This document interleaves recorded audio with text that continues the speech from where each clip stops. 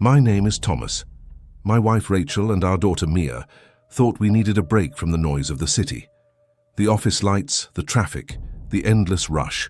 Rachel said, just a week by the sea. Somewhere quiet.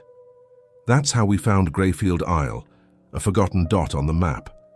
The brochure showed white cottages, cobblestone paths, and empty beaches stretching into mist. No cars, no crowds, just silence and sea air. It promised exactly what we thought we needed. The only strange thing, the ferry only ran twice a year. Once in spring, once in autumn. We laughed about it. Real old-fashioned charm. Rachel said it would make the trip special. We never asked ourselves why. We boarded the last ferry of the season. The boat was ancient. The wood creaked and the engine spat black smoke into the night. The ferryman never introduced himself. His face was hollow, his skin pale, and his eyes looked right through us. I tried small talk, but he only grunted. When Rachel offered him coffee from our flask, he shook his head without a word. Mia leaned against the rail, giggling at the waves. I kept glancing at the ferryman. His hands trembled on the wheel like he was relieved to be done with us the moment we stepped off. When we docked, he didn't tie the ropes tight or wait for us to walk away. He shoved our bags onto the pier, turned the boat, and left in such a hurry that the wake sprayed our shoes.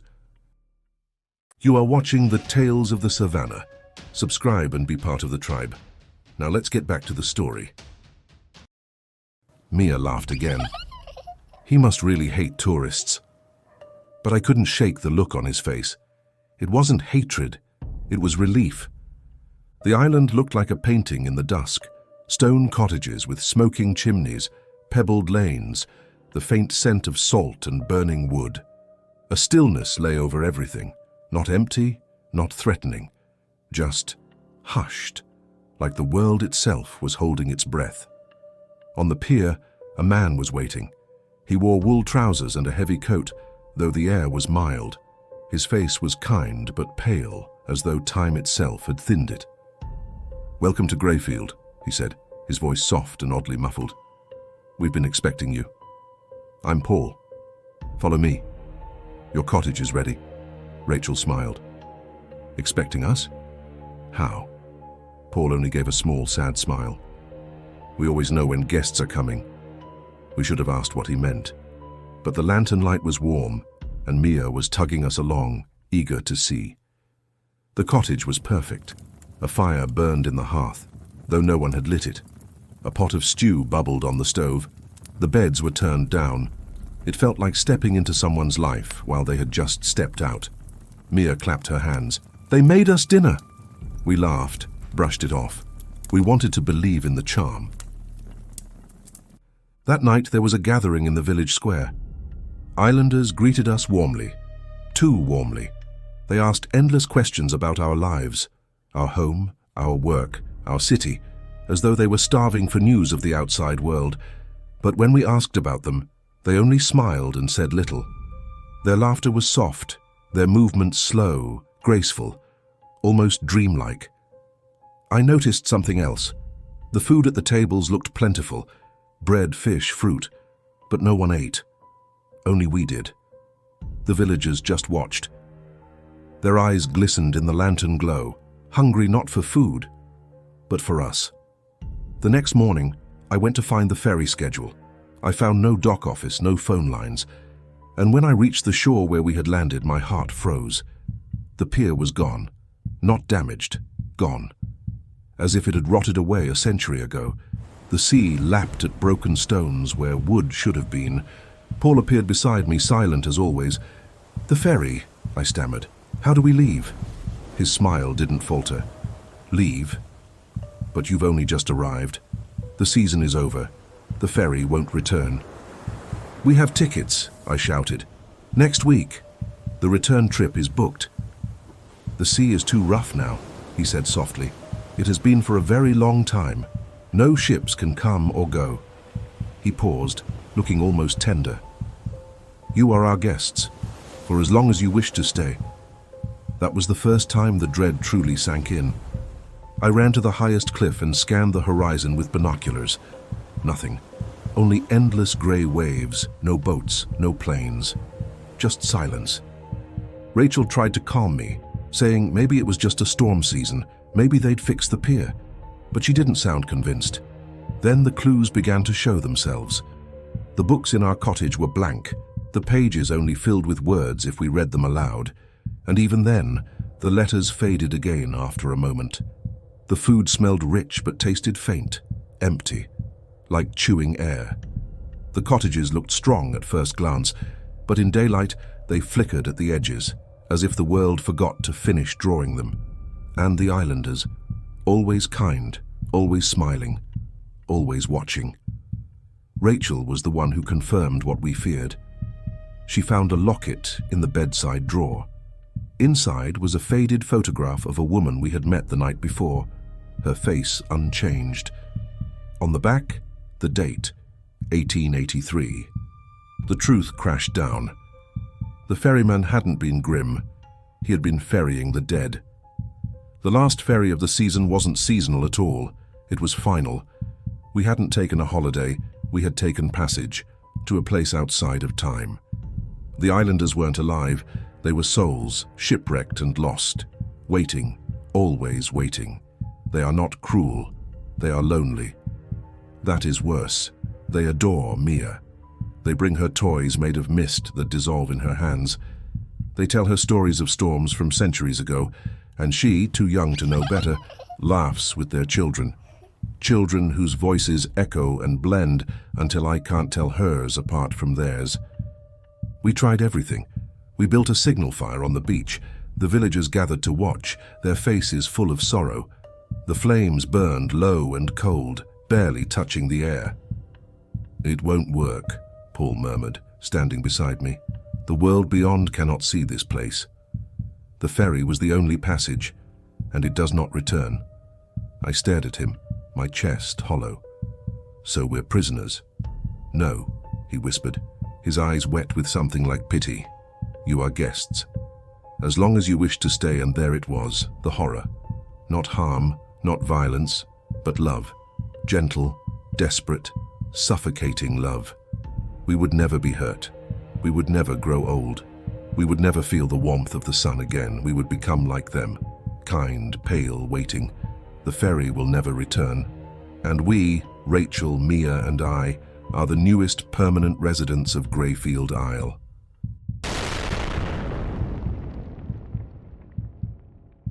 The bus almost didn't make it. People screamed so loud the windows shook. Peter's shirt was wet with sweat, both hands locked on the wheel. The horn cried like a wounded animal. In the aisle stood a man in a clean white shirt.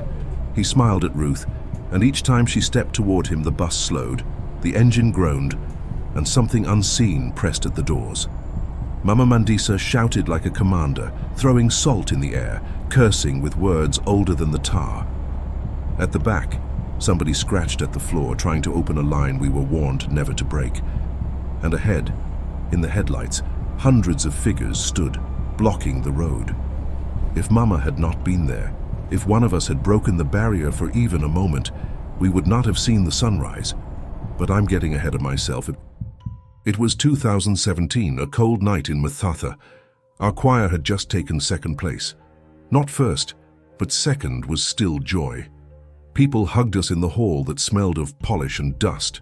Mama Mandisa wrapped the silver cup in a towel and held it like a child. The bus idled outside, breathing white mist into the night. We climbed in, perfume mixed with fried food and tired bodies, scarves wrapped around necks. Someone passed me a blue scarf for Ruth. She smiled. "Thanks," she said softly.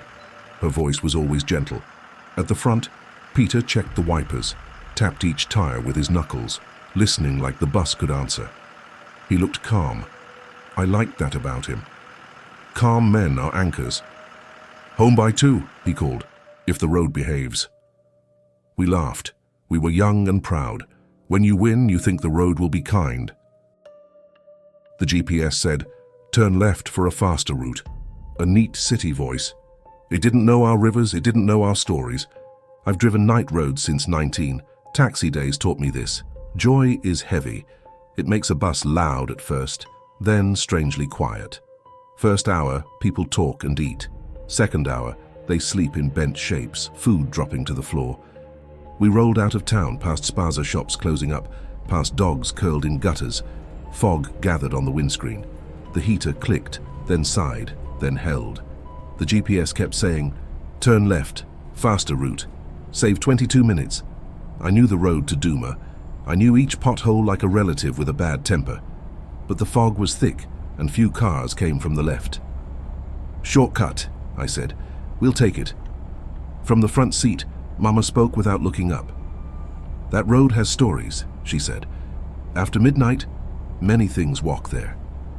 David grinned. "Mama, tonight the ancestors clap for us." "Maybe," she said.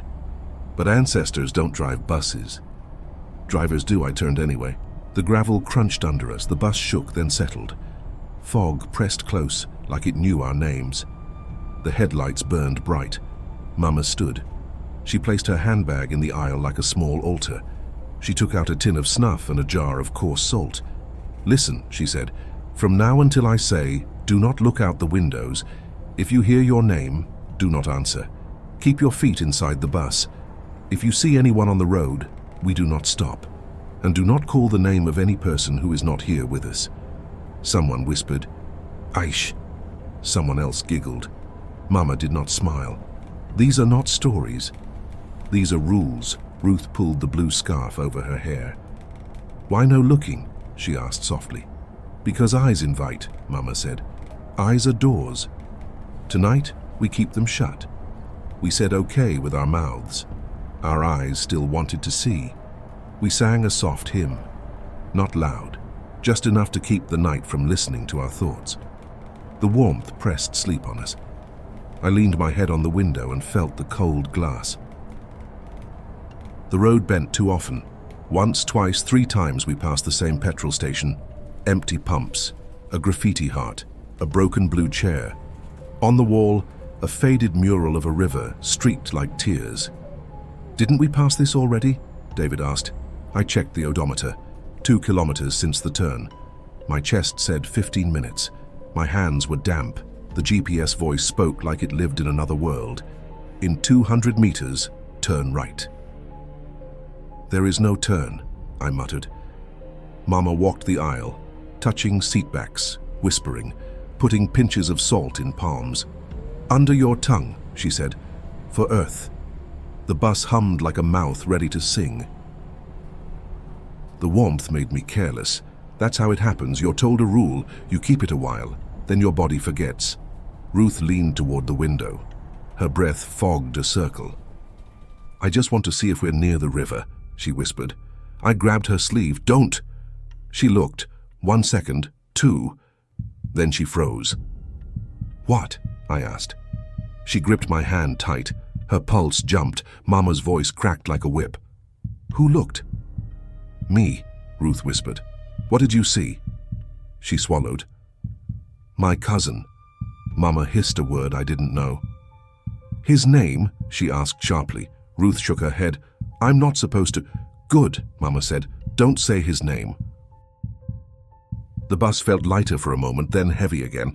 I saw her in the beams. A woman in white, a wash basin on her hip, standing dead center. She didn't wave. She just waited.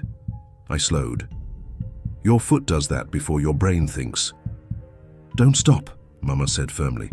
"She's in the middle," I said. "It's not a person," Mama said. "Go through." I swallowed and kept going.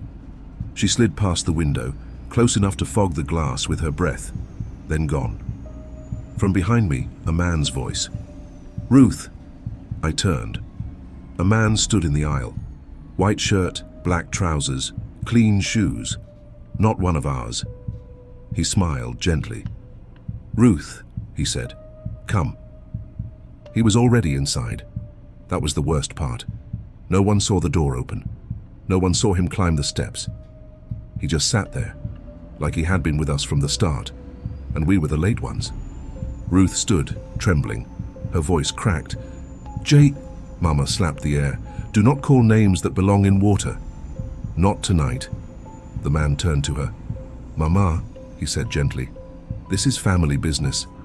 "You are water," Mama said. "We are feet. Stay where the water stays." He smiled. I only came to fetch what belongs to the river. He looked at Ruth. We went to the picnic, remember? You wore a blue scarf. Ruth touched her scarf as if checking if it was real. I was cold, she whispered. The water was warm. It still is, he said. Just here. He pointed to the floor beside him. Come. Mama poured a line of salt and snuff across the aisle from window to window. She pressed snuff into the floor with her shoe and hummed a deep sound of respect. Ancestors, she said softly. We greet you. We are passing. These are children. Not tonight.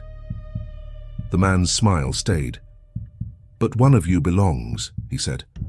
He stepped forward. The salt line hissed and glowed like small stars. He stopped, grinning like a clever child before a strict teacher. Behind us, a woman cried, It's my brother. She tried to reach across the salt.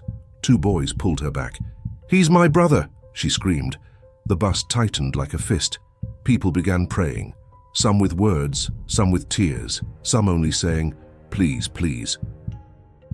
The GPS lied cheerfully. Turn right in 200 meters. We passed the same painted river again. For a moment, the water in the mural seemed to move. The engine dragged like something heavy pulled it. Mama, it's slowing, I said. I pressed harder. The sound rose, but our speed did not. Don't stop, she shouted above the prayers. Whatever you see, go. Figures appeared on the tar. Men, women, children, calm faces, waiting. Every instinct screamed, break. Mama's voice said, go. What if it's... It is not, she cut me. Do not give them your eyes. Then to me, call your clan names. Loud. Call your ancestors. I hadn't shouted them in years, but I found them where my father had planted them in me. I called each one loud like on a battlefield. The air grew heavy. The figures slid aside like oil on water. I kept shouting until my throat burned. The horn joined me. Long, short, long, like a code I didn't know I knew. Mama shouted, That is your barrier. Keep it, I shouted until my voice cracked, and then I shouted with what was left. The steering wheel twisted in my hands like a live animal. The man in white turned his eyes on me. They were patient, not cruel. You too, he said. Come, both of you. The water is soft. Ruth leaned toward him. I wrapped my arms around her waist and pulled. She was stronger than she looked. Her grief had made her strong.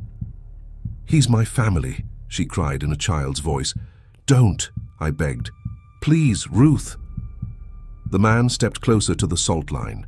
It glowed brighter, popping like a candle flame. He pulled back, smiling with all his teeth. Water dripped from his cuff onto the floor. At the back, the woman still fought the boys. She reached into the salt line, scooping, trying to open a gap. It's my brother, she screamed. Mama rushed, slapped salt across her fingers. You will not open our house, she said, voice like thunder. The woman froze. Tears streamed. He is my brother, she whispered. He was, Mama said firmly. Tonight he is water. The bus lurched. Everyone screamed at once. The sound hit the roof and fell back on us like rain. I felt wind push a car. I felt tires skid. But never a wheel tried to leave my hands. It twisted, fighting me, pulling to the side. Mama, I shouted, it wants to turn. Don't let it, she said. Hold your father's names in your shoulders. I held on. Sweat stung my eyes. I blinked and drove straight through figures that weren't figures. Some smiled. Some had no faces at all, only the soft blur of water. The man in white laughed quietly. He didn't look at me, only at Ruth. The sound ran through my chest like fingers on ribs. I shouted louder, Children obey in pieces. That is how you lead them. I poured salt and snuff along the bus floor edges, from window to window, sewing the room shut. Do not answer any name, I warned. Not your mother's, not your brother's. The river borrows voices. Ruth shook like she had fever. Naomi held her. The man in white stared at them the way the river watches its banks. Mama, he said polite, you closed the room. But you forgot the door. He leaned near the bus door. The handles rattled. Wet footprints darkened the steps. like someone kept climbing. I placed snuff on my tongue to stay sharp. I greeted the ancestors. Ancestors, we greet you. We are passing. We are not meat for water. Make a gap. Then I turned to Peter. When I say now, turn left, even if the road is not there. The bus groaned like an old bed. Fear is a dog. You don't feed it while you're still on the path. The man smiled. You think you'll find your way back, he said. You'll only find more water. Maybe, I told him, but I have grandchildren to feed. Move back. He didn't move. The man began to sing. It wasn't a strong melody. It was like a memory. It wrapped around hearts and told them to rest. The words were the words elders used at the river for the drowned. The worst part was how gentle it was. It didn't threaten. It invited. Voices on the bus wanted to answer. My own lips began to move. I bit them shut until I tasted blood. Do not answer, Mama said. If you must, hum a church hymn, not this. People prayed. Loud, wrong, right. Everything. Ruth stopped fighting. She looked at him with a calm face. You left me, she whispered. I did not leave, he said softly. I'm here. He turned to all of us. Open for me. At the back, the woman cried, Please, just a little gap. David grabbed a red cloth, the scrap from our school flag, and tied a tight knot. My grandmother said a knot closes a mouth, he muttered. He pressed it flat against the window. The glass shook like it wanted to cry. It looked silly, but at least he was trying. The GPS insisted, turn right. The mural came again. This time the painted river rippled. I heard reeds, laughter. Mama, I said, it's all the same.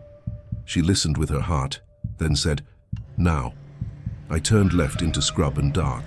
The tires struck iron under sand, the clang of a cattle grid. The bus jumped like a horse. Luggage fell, a bottle rolled and rang like a bell. The man in white hissed like steam on fire. His smile cracked. Close, Mama ordered.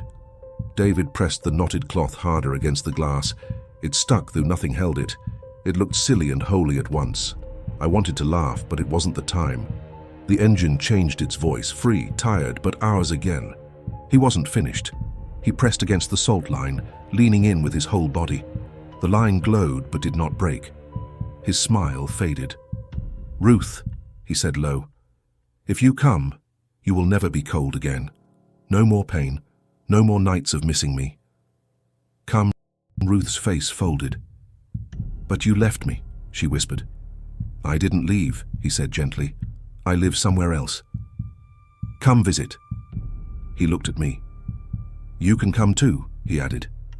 Mama clapped once, loud like thunder. No, enough. Go back to your people. He glared. He stretched his hand. The bus door rattled, lifting a little. It wanted to open. Driver, Mama said firmly. Your names again. I shouted my ancestors' names until only air came out. The horn roared with me. The bus picked up speed. The figures outside folded back like grass. The man's smile shrank. Then I felt it. Something stepped back from our bus. The space grew lighter. He gave Ruth one last look. Next time, he said softly, don't bring a mama who carries earth in her pocket. And then he was gone. Not in smoke or flash, just gone. The wet footprints on the steps dried like sweat in cold morning air. We didn't see dawn arrive. One blink, fog. Next blink, gold on tar. The mural petrol station was gone. In its place, open fields of aloes. Birds shouted like they had been waiting all night. I slowed to a safe pace. The bus sighed with us. People cried properly now, not thin cries of fear, but heavy cries of life. We pulled into Duma rank. Men set out crates of bread. A boy with a broom stared at us wide-eyed. We opened the doors. The fresh air felt unreal. Count, Mama said. We counted. 20. The same 20 we left with. We made it back alive. We fought all night, against what we saw and what we couldn't see, and we won. Since then, we haven't spoken of it. But when we pass each other, we look and nod, quietly, because we can never forget. And that is how we live, mouths closed, eyes open, remembering.